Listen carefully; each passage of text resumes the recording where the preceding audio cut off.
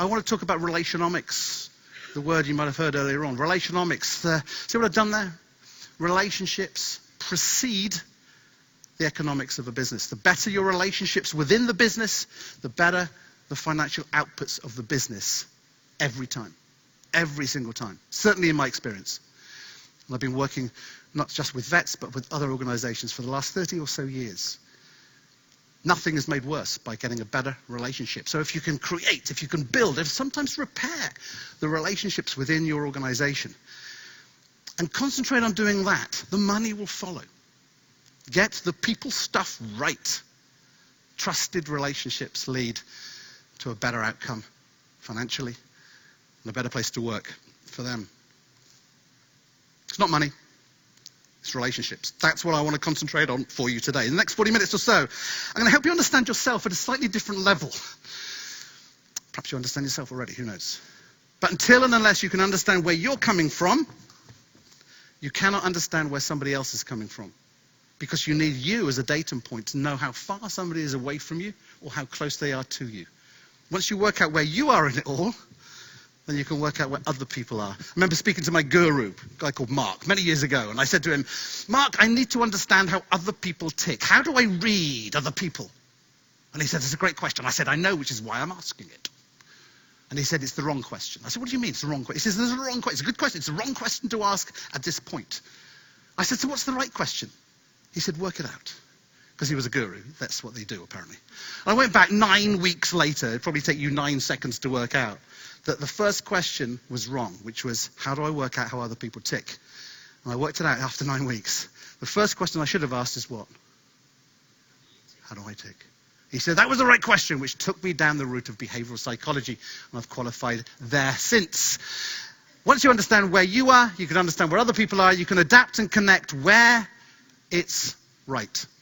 You're not going to subvert who and what you are. But for instance, to set the table for my left-handed son, I don't set the table the way I prefer it.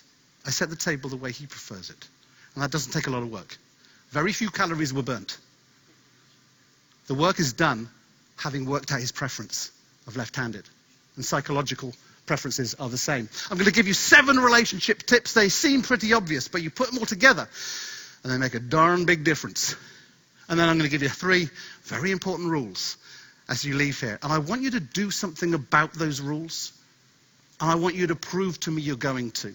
And you'll prove to me you're going to by something you're going to do back to me. Just want to check on something. Everybody raise their hands. Just want to see you. Just put your hands up as if you want to go to the toilet. Just want to try and see if... Because this is now about intention. I want you to go away and do something about what you've learnt today. And I want you to raise your hands. Raise them as high as they'll go. That's fantastic. A little bit higher than that. Okay, fantastic. All right, put them down. So from an intention point of view, what I asked you to do, and thank you for playing along, put your hands up. Yeah. What now? Don't like this. Put them up as high as they'll go. Oh, okay. Then what did I say? A little bit higher. A little bit higher than as high as they will go. And pretty much everybody went, oh, okay, a bit more.